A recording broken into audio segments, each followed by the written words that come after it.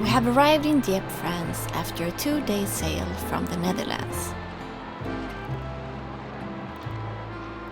The morning starts with walking to the boulangerie to buy fresh croissants.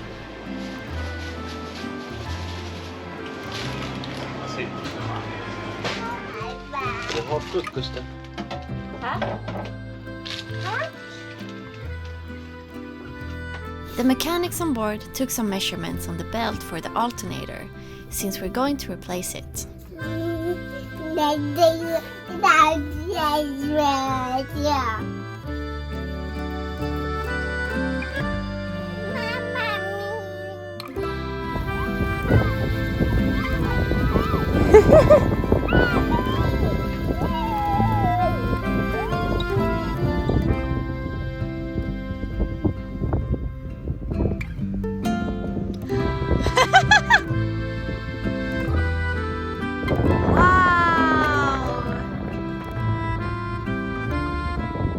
After playing with the kites, we had pizza at the same place as 5.5 years ago, and it was still as good as back then. Har det gått? Yeah, very good.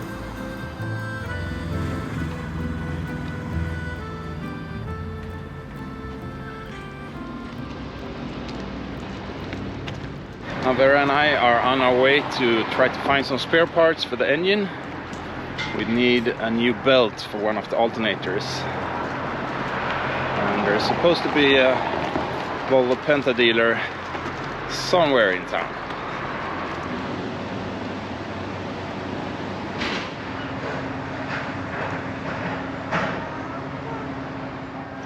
As you can see, Dieppe is a pretty busy fishing harbor. There's a lot of these trawlers.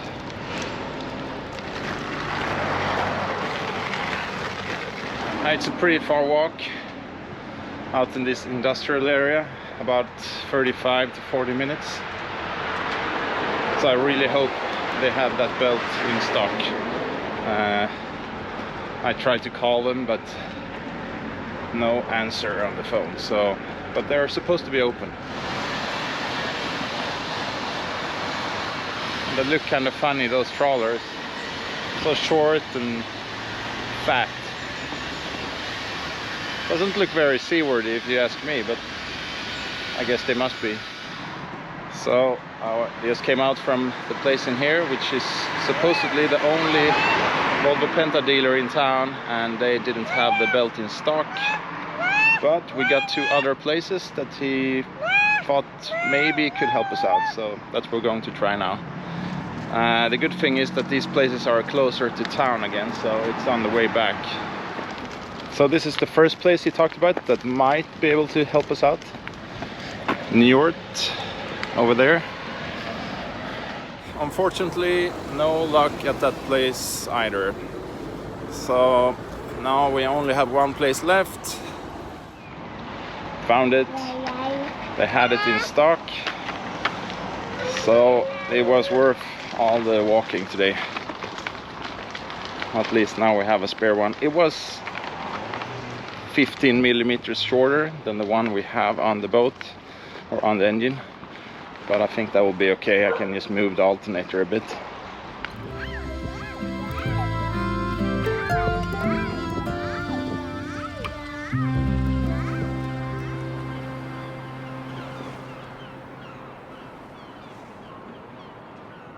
It's a super high tide today, and the tidal swing right now is about 7 meters. So later today, you have to push again. So later today, this ramp will be super steep going down.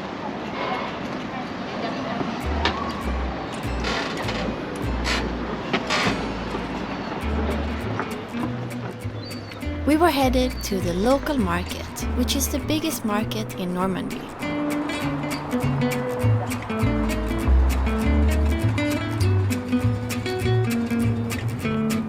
Here you can find lots of seasonal, fresh local produce.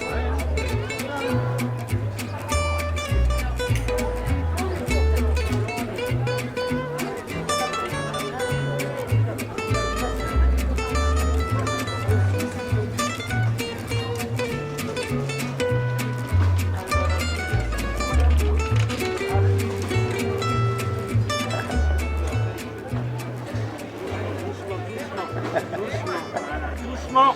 Du ska klappa. Oj, titta.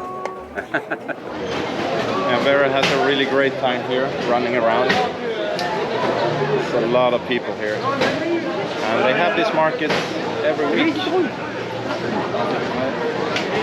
We're really getting the French feeling here now.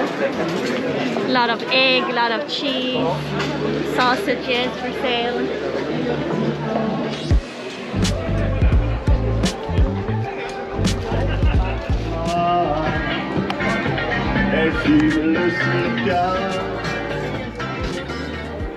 Last year, the market was voted France's finest market on French national television.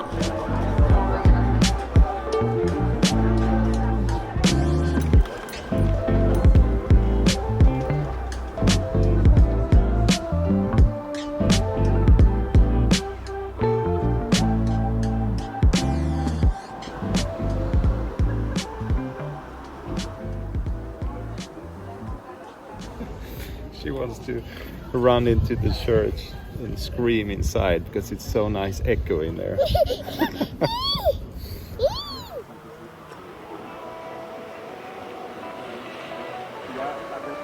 We walked down to the beach and ordered some lunch.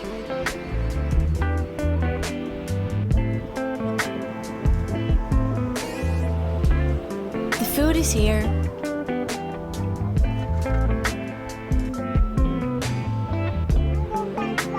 French-style bruschetta with salmon.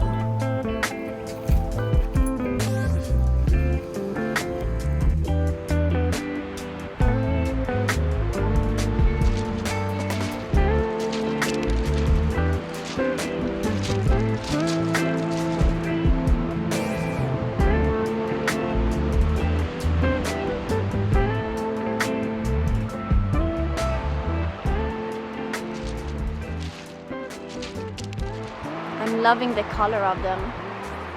This almost white color of the limestone, and then with the grass on top.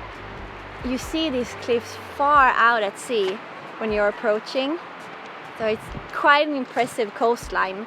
It starts already in Calais and it follows the coast down here in this big bay.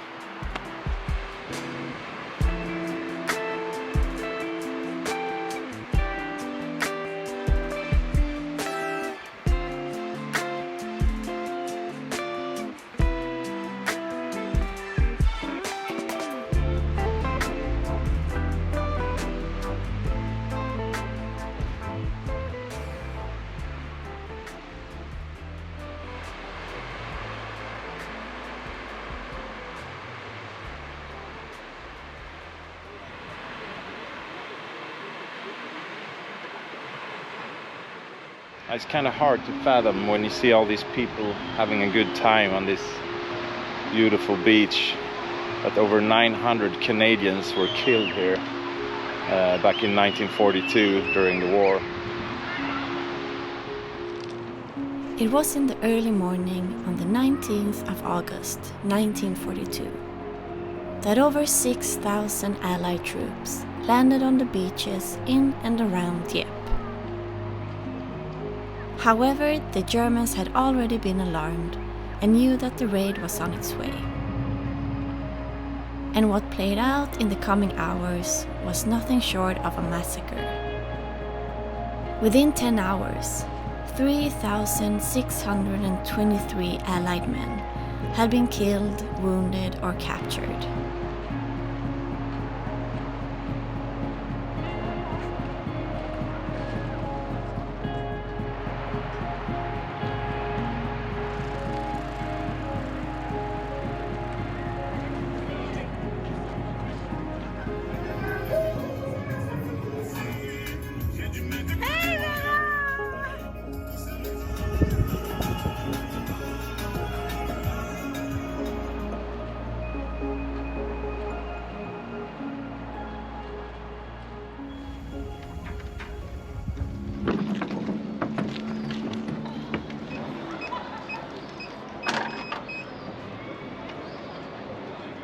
Check out the height difference now.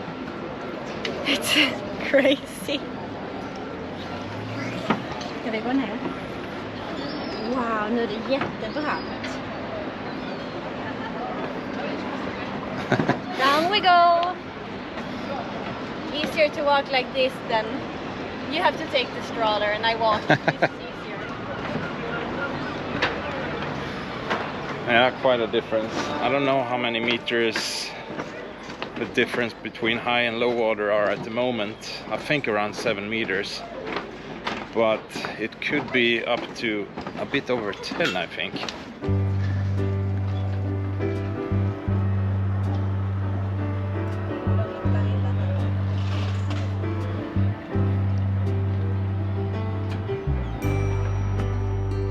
It's a lively harbor with fishermen, local sailors and tourist boats.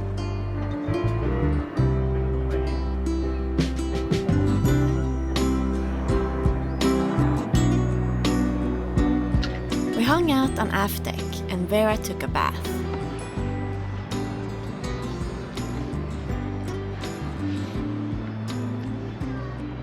Hey! Där är Vera!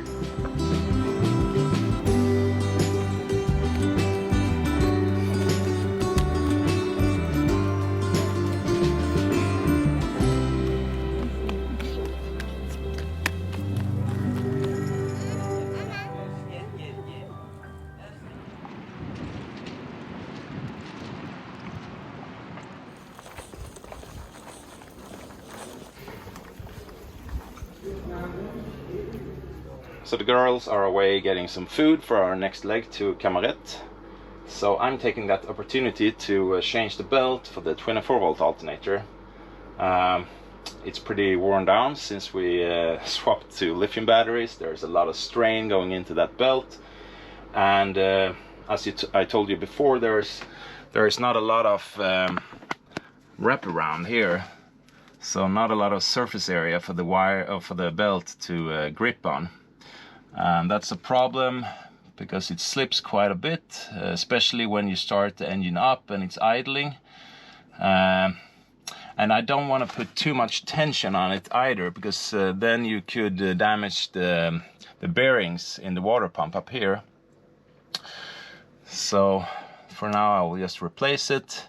But I think the next step will be to swap place with the 12-volt alternator up here. Because up here, as you can see, you have a lot more wraparound, more grip area for the belt. And right now, this 12-volt alternator is hardly working at all. Or it doesn't have to do any job because it's only hooked up to the starting battery over here. And that's almost always full.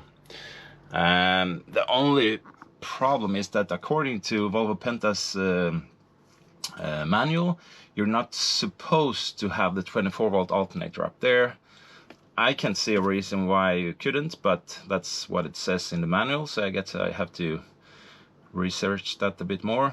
But to me it looks a lot better. You have a lot more surface area, and then you could put the 12-volt alternator down here, because this is a lot more critical. If this belt goes, we don't have any coolant, because that runs the water pump as well. If this belt goes, it's just that we don't have any charging anymore, so that's okay for the 24-volt side.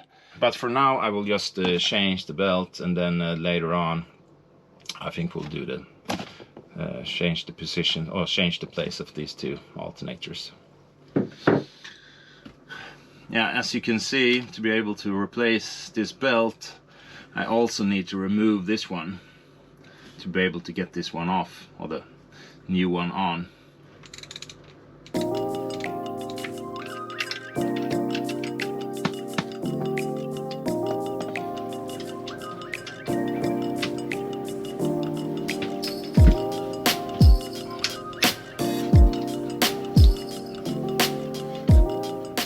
One nice thing is that both of the belts for both of the alternators are the same length, so that way you have some redundancy built into the actual on the engine, because if one of the belts goes, you always can swap for the other one, so you will always have a belt for the water pump. So now the only challenge is to mount a belt that is 20 millimeters shorter than the original ones. I think it should be pretty okay, because there's quite a lot of movement, or you could move this one quite a bit. I'm not so sure about the 24 volt one down here, but I think it should be all right.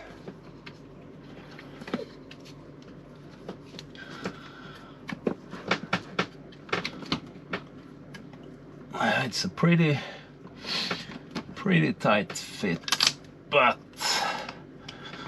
it was possible. Now I just need to get this one. Oh, it is lined up. Oh, it is.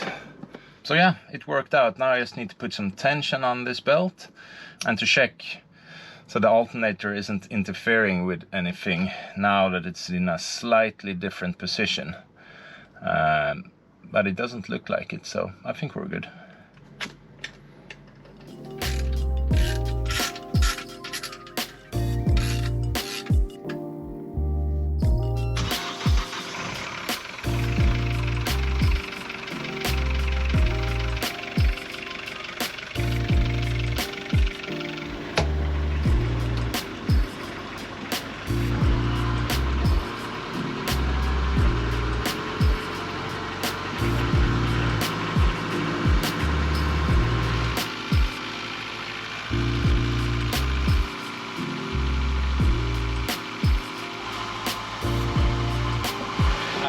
Amps at the moment. Yeah, we've been getting a lot of questions about the alternators since we have changed to lithium batteries, and so far we haven't had any problems with the actual alternator, that it's overheating or anything like that. There is a lot of amps going out from it, a lot more now since the batteries have a lot less resistance in them compared to the old lead acid batteries.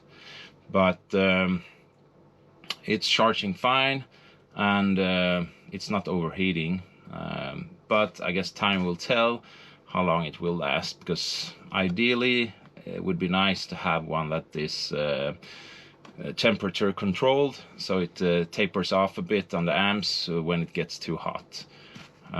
This actually do that a little bit, but not as much as the one with external regulators. One thing that I've been thinking about doing is to connect an external regulator to this 24 volt alternator. But to do that you need to open it up, and you need to connect a cable to the field of the alternator. It's quite easy operation, but still that external regulator is pretty expensive, almost the same cost as the whole alternator. For now I think we'll just keep it as it is, and see how long it will last.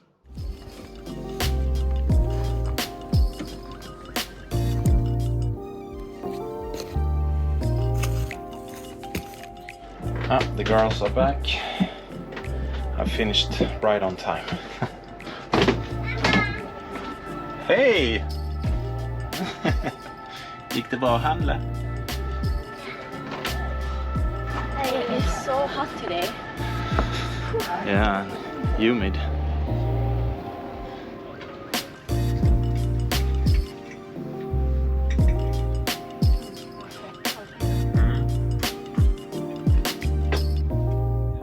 Thank you for watching this episode, and we hope you enjoyed it.